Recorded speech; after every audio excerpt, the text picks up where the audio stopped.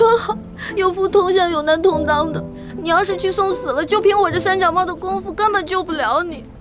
那如果你死了，那我也得去死啊！我还不想死呢，我还有很多美食没有吃呢，我还有很多心愿没有完成呢。那你就别陪我去死了，让我自己一个人死就好了。反正我在九泉之下也不会怪你，顶多变成厉鬼来缠着你。呸！你明知道人家心里特别着急，你还说这样的话。老大，好了，别哭了，啊！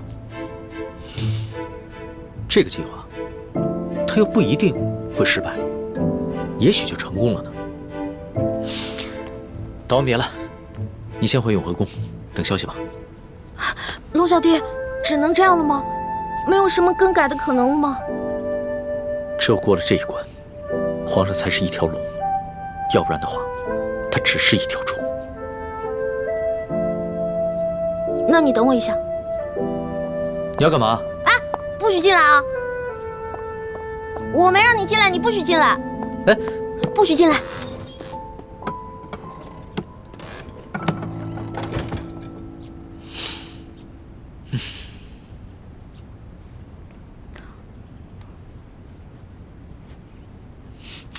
老大，你好了没有啊？你再不出来，鳌拜可就来了。哦，我知道了，马上。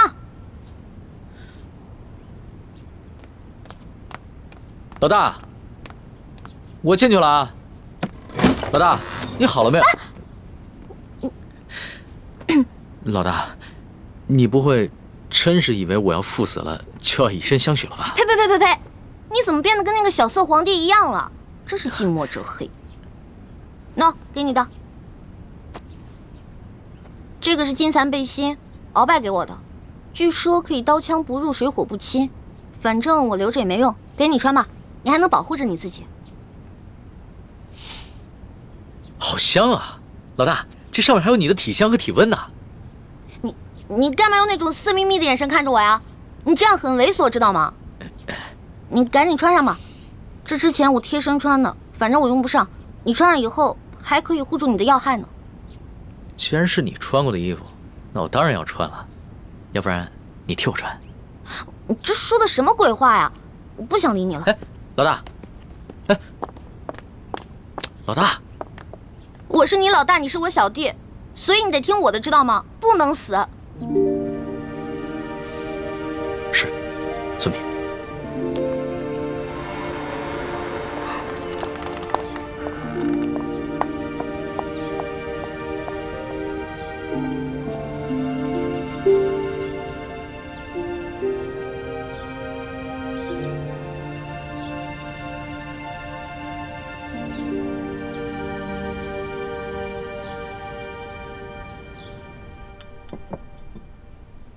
六师傅，康熙擒拿鳌拜的计划如箭在弦，一触即发。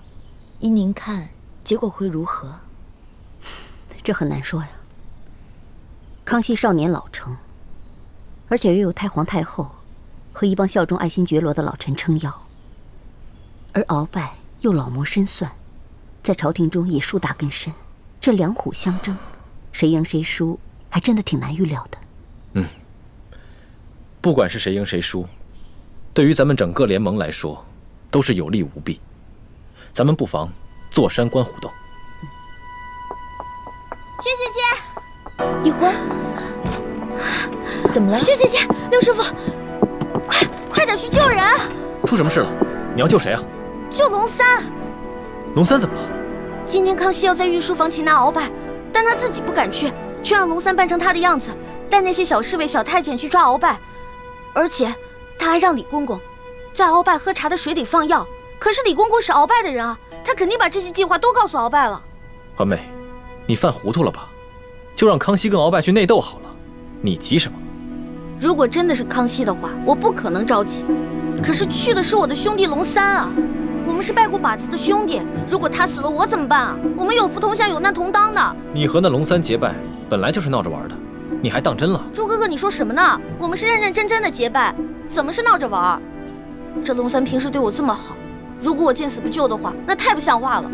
可如果为了救一个龙三，我们几个都出手的话，这样太危险了，我们很容易暴露自己。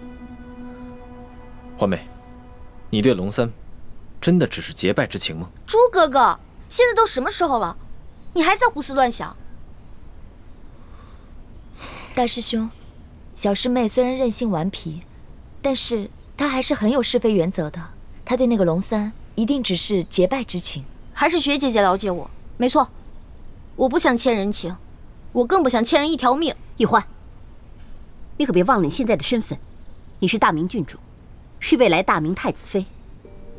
那你现在的什么龙三结拜大哥的身份，跟这个身份比起来，根本就是不值一提。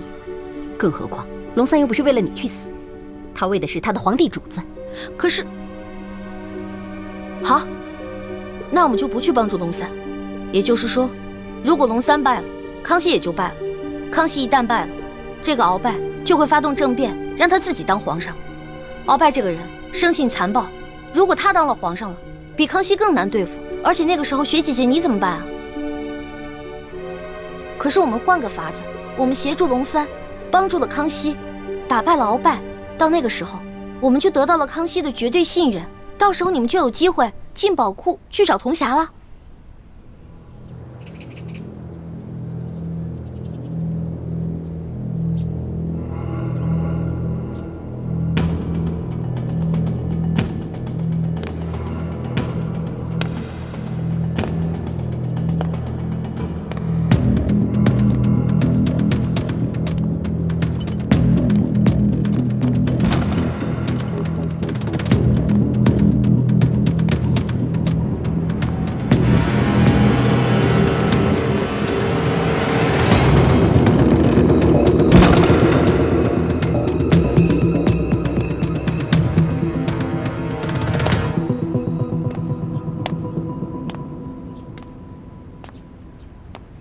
奴才参见皇上。免礼，赐座。谢皇上。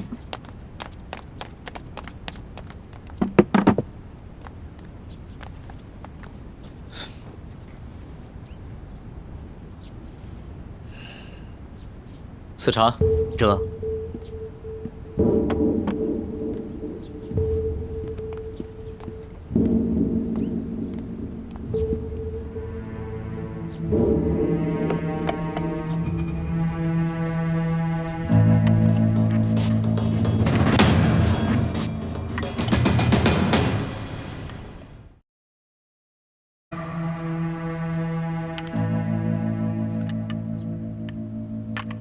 王少保，这些茶都是今年新摘的龙井，是昨个浙江巡抚刚刚送进宫的，你不妨多品一品，看看比之安徽的银毫如何？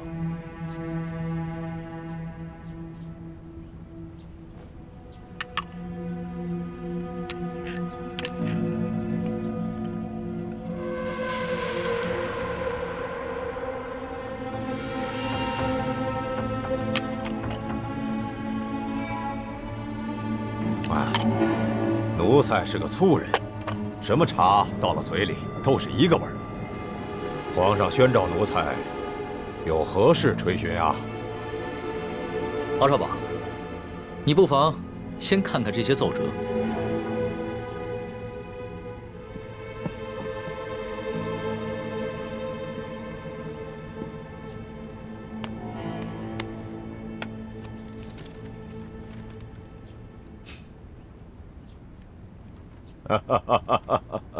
你笑什么？皇上，奴才笑这些要弹劾奴才的大臣们翻来覆去，陈词滥调，哎，也没说换一个新的花样。这上面还有许多奏折，你不妨都看看。不必了，想来左右仍不过是些什么擅权自专了、欺君罔上了、结党营私、诛戮大臣。你说这些，哎，全是些子虚乌有之事。鳌拜，你！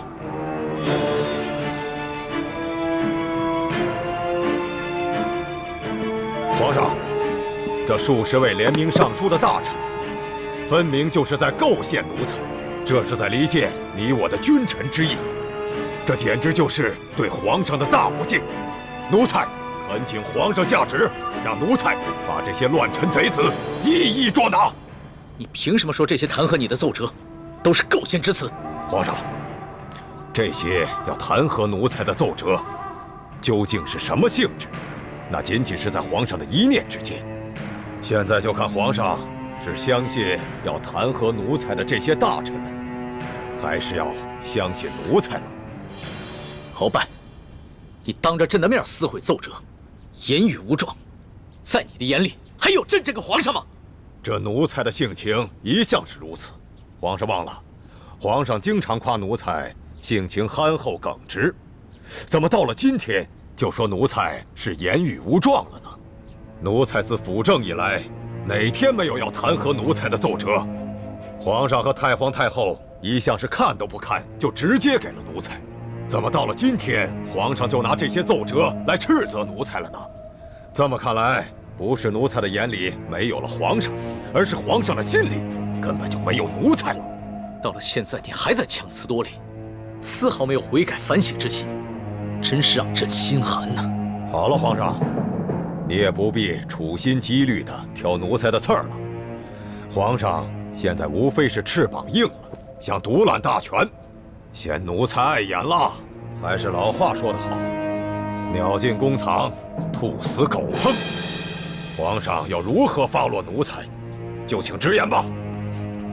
好，鳌拜，朕知你辅佐三朝，劳苦功高，朕看你不如安心找一个地方颐养天年吧。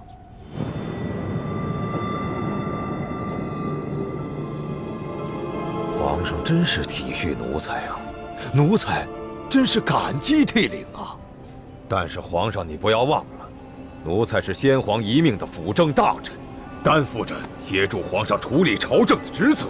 现在皇上身边奸臣环伺，奴才尚未清君侧，又如何敢颐养天年呢？鳌拜啊，鳌拜，想不到你还是如此执迷不悟，真是有负先皇深恩，枉费朕的一片苦心。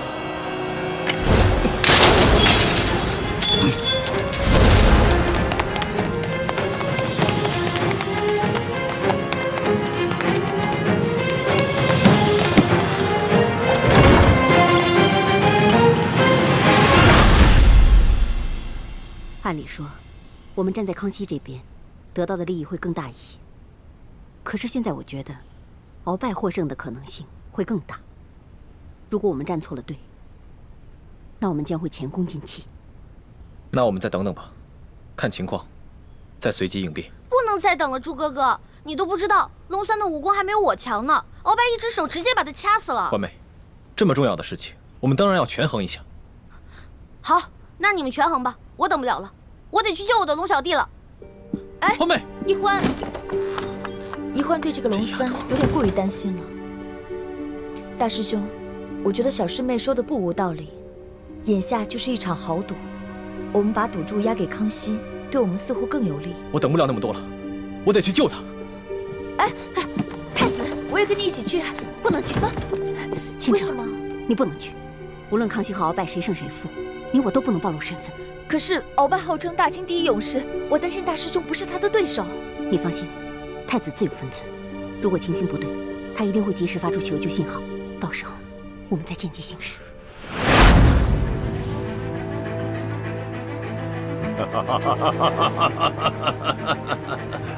玄烨呀，玄烨，没想到你如此小瞧我鳌拜，像你这般狂妄无知，又怎守得住我大清的江山呢？好，那老夫就先送你去见先帝，再另立新君吧。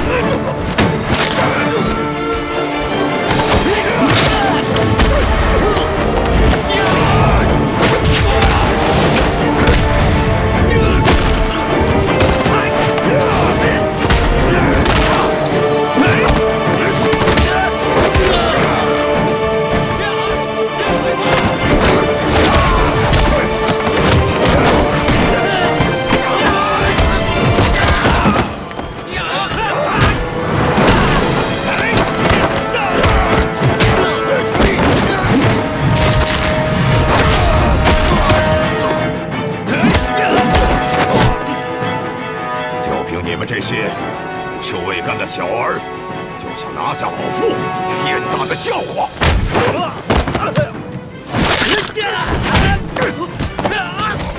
李德福，这让你准备的东西你备好了吗？回皇上，奴才岂敢抗旨？奴才确实在茶里下了内力散，奴才也不知道为何会失去效果呀。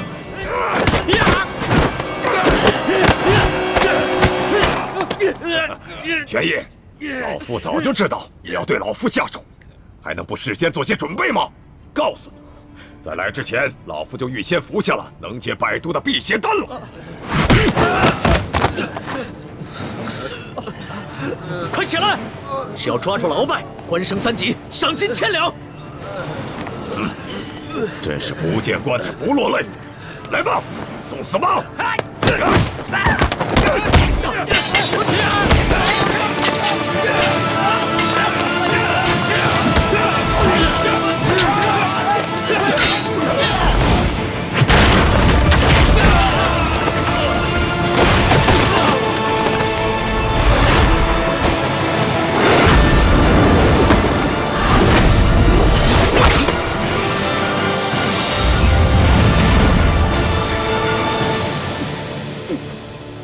皇上，你这是想和老夫比试武功吗？我说你平时的聪明劲儿都哪儿去了？龙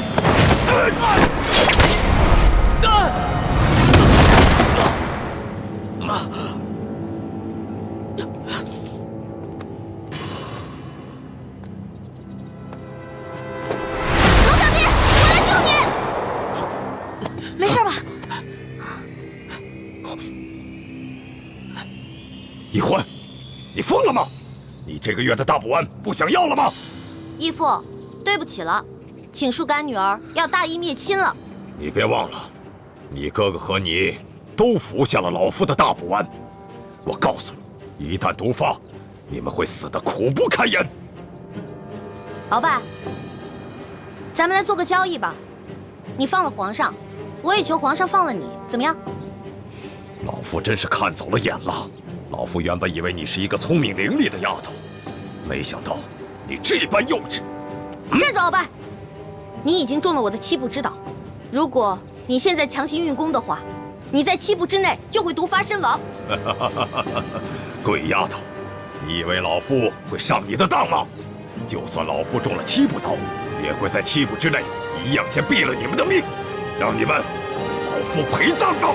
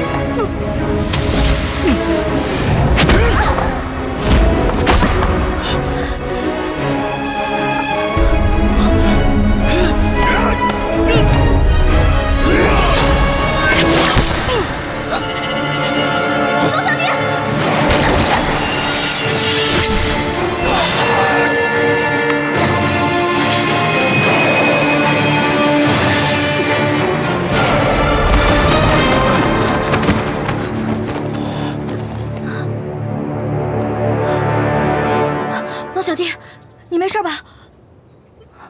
来，没事，慢点。没事，还好有你的金层背心。咱们，我去救皇上，你去吧。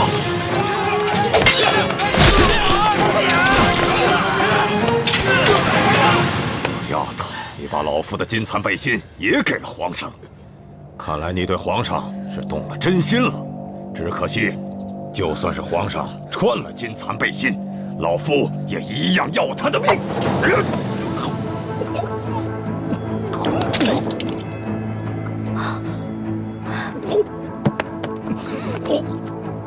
鳌拜，你果然与众不同啊！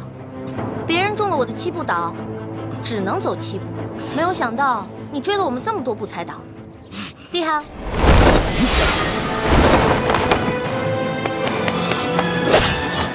朱哥哥，剑青，快杀了这个小皇帝！杀了他！杀了他！就是大功一件。老夫就会把你们兄妹2人的大补丸的解药给你们，还会升你为太医院的院判。快，杀了他！朱哥哥，好，你可别糊涂啊！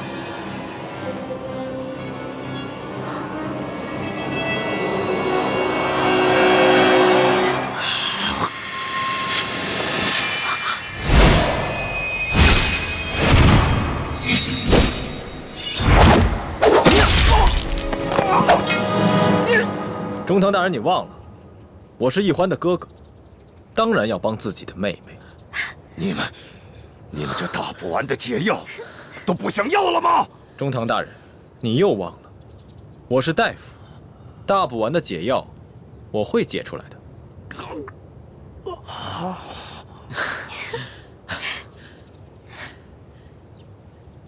老大，你怎么受伤了？怎么流这么多血啊？我不知道，我竟然受伤了。哎，你疯了！你撕龙袍是杀头之罪，是我的。好。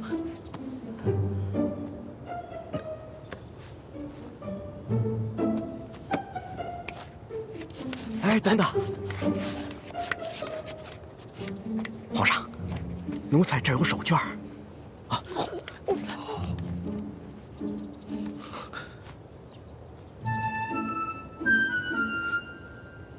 好些了吗？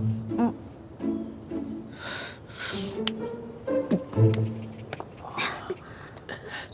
鳌拜，你别不服气，没想到你这个人不仅有勇无谋，还有眼无珠。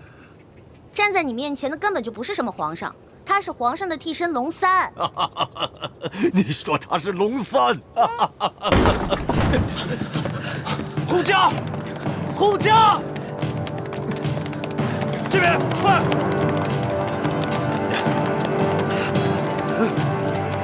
启禀皇上，情况果然如您所料，这宫中藏着数十个鳌拜的手下，奴才按照您的吩咐早有准备，才顺利的将他们拿下。好，擒下鳌拜。这，来人，拿下鳌拜。这，他真是皇上？对，这就是当今皇上。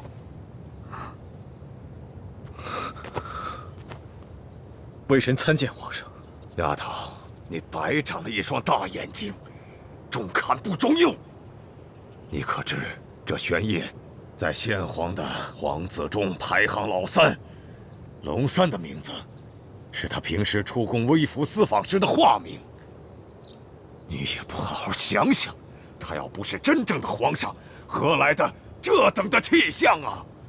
你真的是皇上？3日侍寝的时候，为什么朕要戴着面具？朕跟你说话的时候也是破绽百出，可是你都没有发现。朕还从来没有见过像你这么单纯可爱的女孩。